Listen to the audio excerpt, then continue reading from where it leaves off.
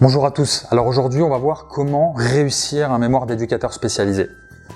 Donc, je vais me contenter de présenter vraiment les points clés, ce qui marche le plus, ce qui est le plus efficace, les quelques points qui vont vous permettre de marquer un maximum de points dans la rédaction de votre mémoire. Donc, déjà, il faut garder à l'esprit effectivement que votre mémoire d'éducateur spécialisé cherche tout simplement à démontrer votre capacité à devenir éducateur spécialisé. Donc le jury va chercher à vérifier votre capacité à exercer ce type de mission. Donc des missions d'enseignement, d'éducation. Et c'est vraiment dans cette posture-là qu'il faut, adopter dans le cadre de ce mémoire.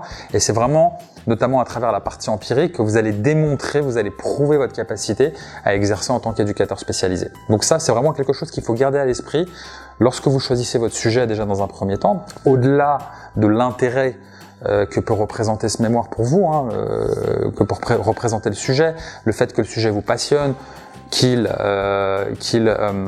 revêt un lien avec éventuellement votre parcours professionnel, personnel, des problématiques que vous avez pu rencontrer sur le terrain, en stage ou autre, et pour lesquelles vous pensez être en mesure d'apporter une valeur ajoutée, ce qui est très bien.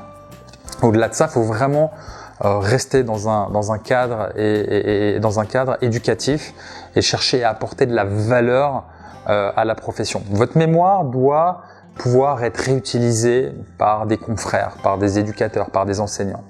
Et c'est là-dessus que va reposer toute la fiabilité, toute la qualité des outils éventuels que vous allez présenter au niveau de la partie empirique, au niveau des préconisations, des outils d'enseignement que vous allez présenter. Et c'est ce que va chercher à vérifier le jury, puisque vous allez, au sein de la partie empirique, vous allez effectivement effectuer des observations qui peuvent reposer sur des entretiens ou des observations auprès de personnes, d'élèves ou de personnes auxquelles vous allez enseigner vos connaissances.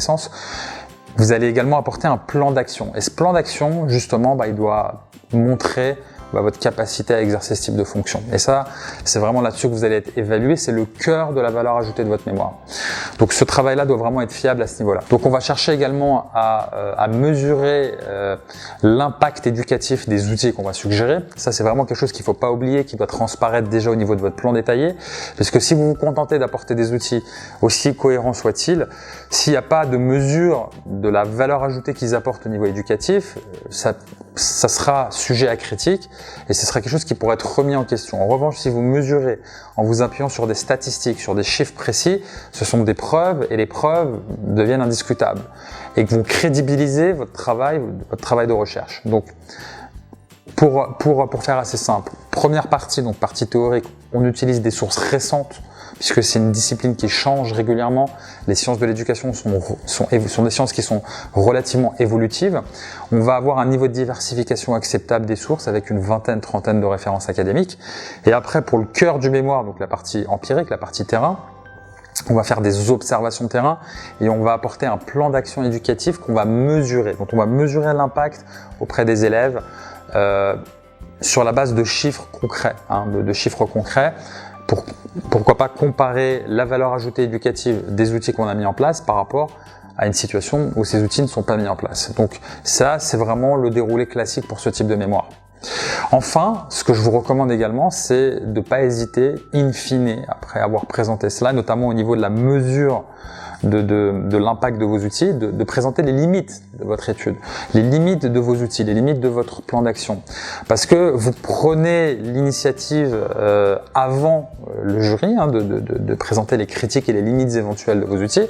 Et c'est quelque chose qui est valorisé parce que ça montre d'une certaine modestie, ça montre que vous avez une capacité de recul, une capacité d'analyse, et une qualité intellectuelle également, puisque le fait de pouvoir voir également, de pas idéaliser l'utilisation de ces outils et de montrer effectivement qu'il y a des limites, que rien n'est parfait et que même si effectivement ça nous paraît cohérent d'un point de vue statistique, il y a des limites et ça n'a pas une portée universelle.